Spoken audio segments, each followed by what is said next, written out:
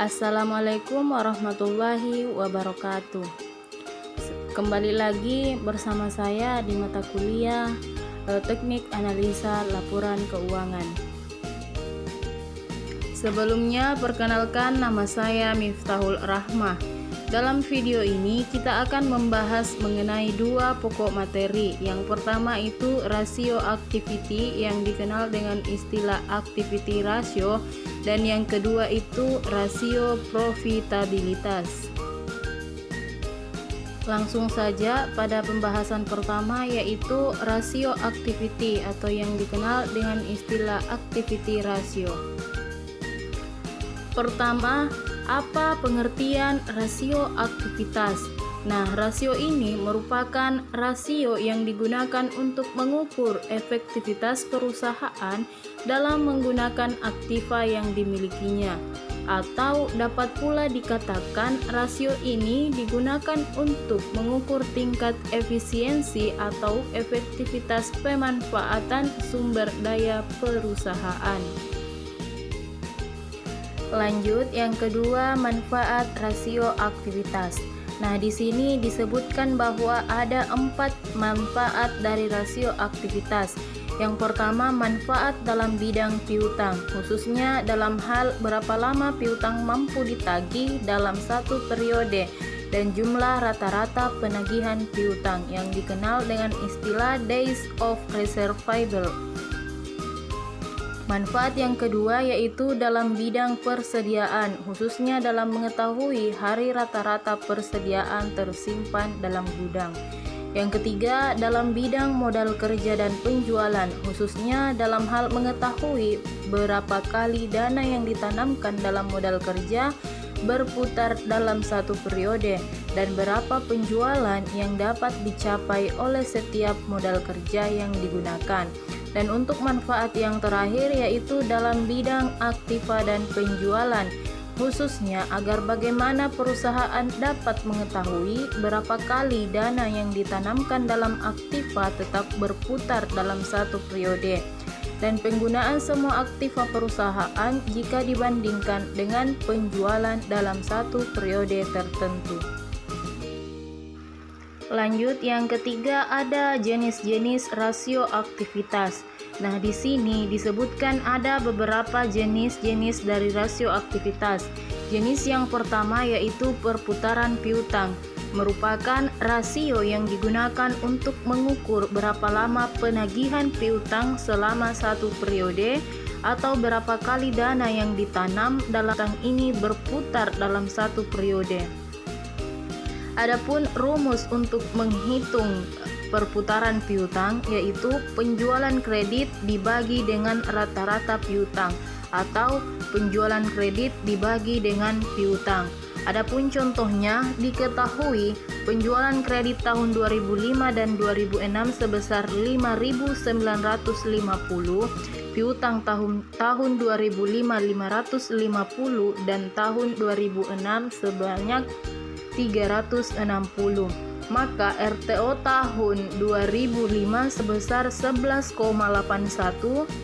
ya sama dengan 12 kali, dan tahun 2006 sebesar 15,41 atau 15 kali, yang artinya perputaran piutang untuk tahun 2005 sebanyak 12 kali dibandingkan perputaran piutang untuk tahun 2006 sebanyak 15 kali dibandingkan penjualan. Selanjutnya, jenis rasio aktivitas yang kedua yaitu perputaran persediaan, yang merupakan rasio yang digunakan untuk mengukur berapa kali dana yang ditanam dalam persediaan ini berputar dalam satu periode. Semakin tinggi resiko ini, maka hal ini menunjukkan perusahaan bekerja semakin efisien dan likuid perusahaan semakin baik. Adapun rumus dari perputaran persediaan yaitu penjualan dibagi dengan persediaan. Untuk tahun 2005, penjualan sebesar 5.950 dan persediaan 250 menghasilkan 23,8 atau 24 kali.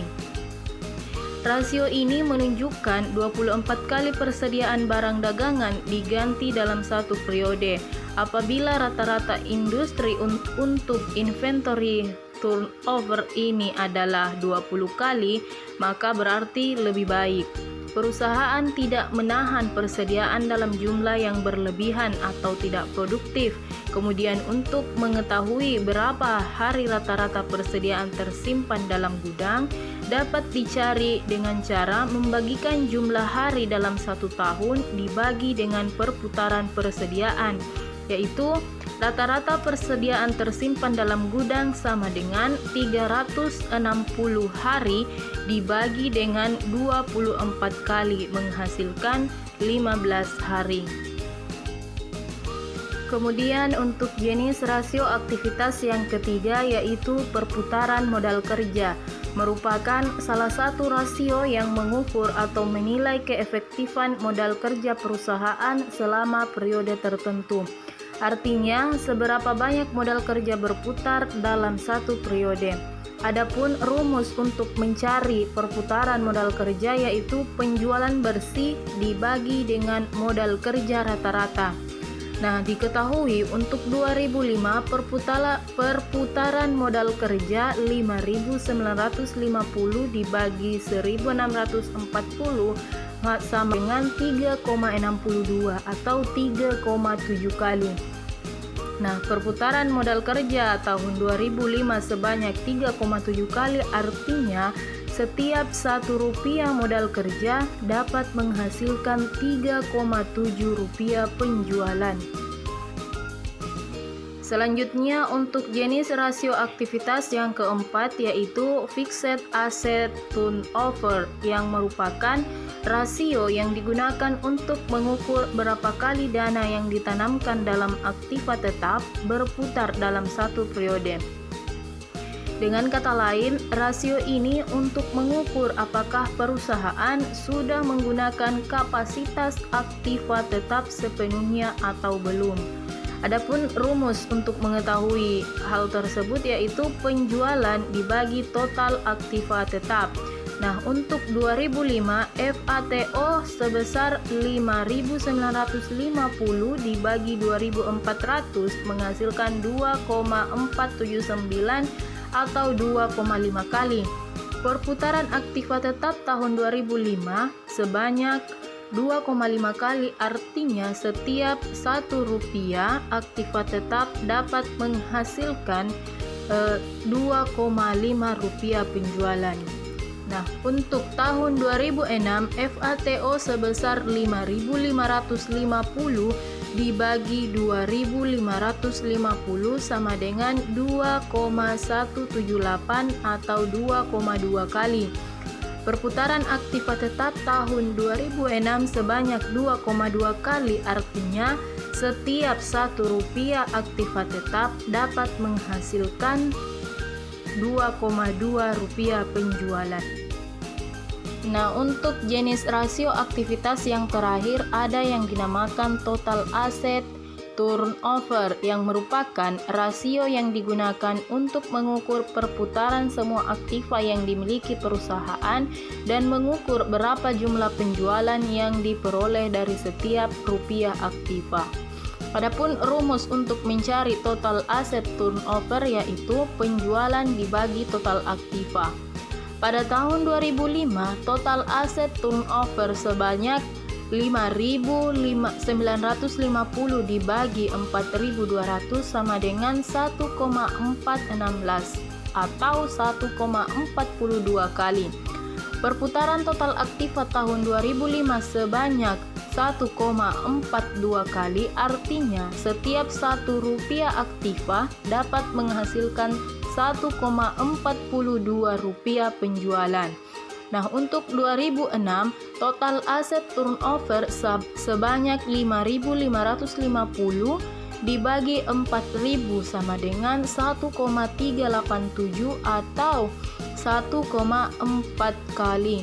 Perputaran total aktiva tahun 2006 sebanyak 1,4 kali, 1,4 kali, artinya setiap Rp1 aktiva dapat menghasilkan kali penjualan.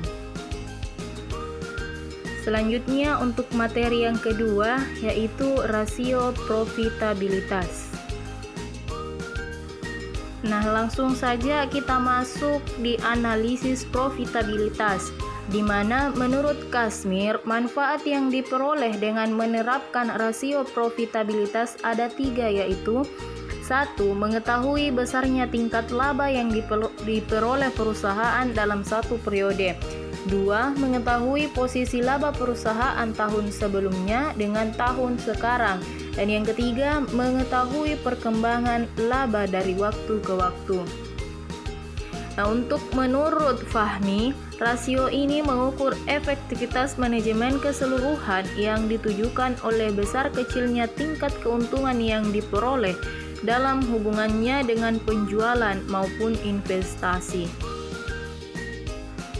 Secara umum, rasio profitabilitas yang digunakan ada 4. Yang pertama, rasio margin laba bruto, di mana rasio ini mengukur persentase sisa penjualan setelah perusahaan membayar harga pokok penjualan serta menggambarkan indikasi efisiensi operasi perusahaan dan penetapan harga jual. Rasio ini membandingkan antara laba bruto yang diperoleh perusahaan dengan tingkat penjualan yang dicapai pada periode yang sama. Adapun rumus untuk mengetahui gross profit margin yaitu laba sebelum pajak dibagi pendapatan usaha. Untuk yang kedua yaitu rasio margin laba neto yang dikenal dengan istilah net profit margin, di mana rasio ini mencerminkan kemampuan manajemen untuk menghasilkan laba neto setelah harga pokok penjualan, beban operasi, dan beban-beban lain serta pajak. Rasio ini merupakan perbandingan antara laba neto sesudah pajak dengan penjualan. Adapun rumus untuk mengetahui net profit margin yaitu laba neto dibagi dengan pendapatan usaha. Untuk rasio profitabilitas ketiga yang digunakan adalah pengembalian investasi, di mana hasil pengembalian investasi menunjukkan produktivitas dari seluruh dana perusahaan, baik modal peminjam maupun modal sendiri. Semakin besar atau semakin tinggi rasio ini, maka akan semakin baik. Begitu pula sebaliknya. Adapun rumus untuk ROI ini adalah laba neto dibagi total aktiva. Dan yang keempat yaitu hasil pengembalian ekuitas, di mana rasio ini mengukur laba neto sesudah pajak dengan modal sendiri, sehingga menggambarkan efisiensi penggunaan modal sendiri. Semakin tinggi rasio ini, maka semakin baik, yang artinya posisi pemilik perusahaan semakin kuat dan demikian pula sebaliknya. Adapun rumus untuk ROE ini adalah laba neto dibagi dengan total ekuitas. Itulah tadi sedikit penjelasan mengenai rasio aktivitas dengan rasio profitabilitas. Sekian dari saya ucapkan terima kasih. Assalamualaikum warahmatullahi wabarakatuh.